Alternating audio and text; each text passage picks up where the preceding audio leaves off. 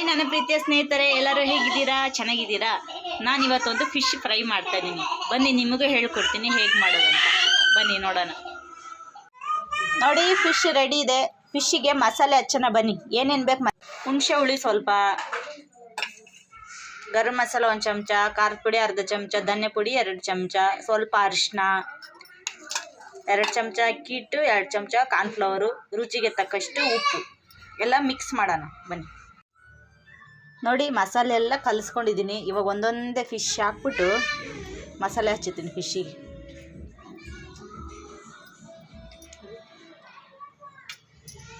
ಈ ಥರ ಎಲ್ಲ ಫಿಶ್ಶಿಗೂ ಮಸಾಲೆ ಹಚ್ಚಬೇಕು. ಈ ಥರ ಹಚ್ಚಿ 2 ಅವರ್ ಬಿಟ್ಟ ಮೇಲೆ ಈ ಥರ ಎಲ್ಲದಕ್ಕೂ ಹಚ್ಚಬೇಕು. ನೋಡಿ, ಎಲ್ಲ ಮೀನಿಗೂ ಮಸಾಲೆ ಹಚ್ಚಿ ಇಟ್ಟಿದ್ದೀನಿ. ಇನ್ನೇನು 2 ಅವರ್ ಬಿಟ್ಟು ಫ್ರೈ ಮಾಡೋಣ. ಹಾಗೆ ನನ್ನ ಚಾನಲ್ನ ಸಬ್ಸ್ಕ್ರೈಬ್ ಮಾಡ್ಕೊಳ್ಳಿ, ಲೈಕ್ ಮಾಡಿ, ಶೇರ್ ಮಾಡಿ, ಕಾಮೆಂಟ್ ಮಾಡಿ.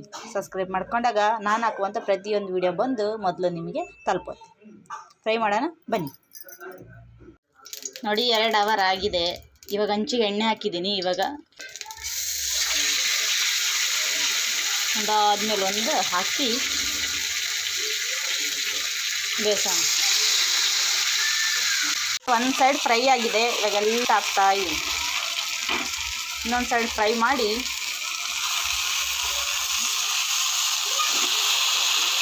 ಎಲ್ಲ ಫ್ರೈ ಆಗ್ತಾಯಿದೆ.